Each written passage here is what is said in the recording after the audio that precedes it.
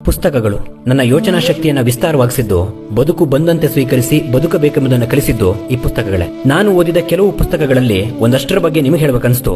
ಅದರಿಂದಲೇ ಈ ವಿಡಿಯೋ ಮಾಡೋ ಯೋಚನೆ ಬಂತು. ಆ ಪುಸ್ತಕಗಳಲ್ಲಿ ನನ್ನ ಮೊದಲ ಆಯ್ಕೆ ನಮ್ಮ ಕುವೆಂಪುರವರ ಮಲೆಗಳಲ್ಲಿ ಮದುಮಗಳು. ಮಲೆನಾಡಿನ ಮೇಲೆ ನನಗಿದ್ದ ಪ್ರೀತಿಯನ್ನ ದುಪ್ಪಟ್ಟಾಗಿಸಿ ಒಂದು 100 ವರ್ಷ ಹಿಂದಿನ ಮಲೆನಾಡಿಗೆ ನನ್ನ ಕರೆದೊಯ್ದ ಪುಸ್ತಕ ಇದು. ಅದಾದ ಮೇಲೆ ನಾನು ಓದಿದ್ದು ನನ್ನ ಕಾಡಿದ ಕಾದಂಬರಿ ಕಾನೂರು ಹೆಗ್ಗಡತಿ. ಈ ಪುಸ್ತಕದಲ್ಲಿ ಕುವೆಂಪುರವರ ಸನ್ನಿವೇಶಗಳ ವಿವರಣೆ ಸಿನಿಮಾಗೂ ಮೀರಿತ್ತು.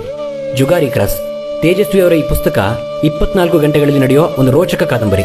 ಕೆಂಪು ಕಲ್ಲಿನ ಹುಡುಕಾಟ, ಅದನರಿಯದ ಸುರೇಶ ಮತ್ತು ಗೌರಿಯ ಪಾತ್ರಗಳೇ ಅದ್ಭುತ. ನೀ ಹಿಂಗ ನೋಡಬೇಡ ನನ್ನ. ರವಿ ಬೆಳಗೆರೆಯವರ ಬರವಣಿಗೆಗೆ ಮನಸೋಲು ಹಾಗೆ ಮಾಡಿದ್ದು ಈ ಪುಸ್ತಕ. ಶಿಶಿರಚಂದ್ರ, ಶ್ರಾವಣಿ, ಪ್ರಶಾಂತಿನಿ, ಶರ್ಮಿಳಾ ಪಾತ್ರಗಳಿರೋ ಈ ಕೌತುಕ ಕಾದಂಬರಿಯನ್ನ ಮರೆಯೋಕಾಗತ್ತಾ? ಧರ್ಮಶ್ರೀ ಪ್ರೀತಿಗಾಗಿ ಮತಾಂತರಗೊಂಡು ಮತ್ತೆ ಸ್ವಧರ್ಮಕ್ಕೆ ಮರಳೋ ವ್ಯಕ್ತಿಯ ಕಥೆಯನ್ನ ಭೈರಪ್ಪನವರ ಬರವಣಿಗೆಯಲ್ಲಿ ಓದೋದೇ ಒಂದು ಅದ್ಭುತ.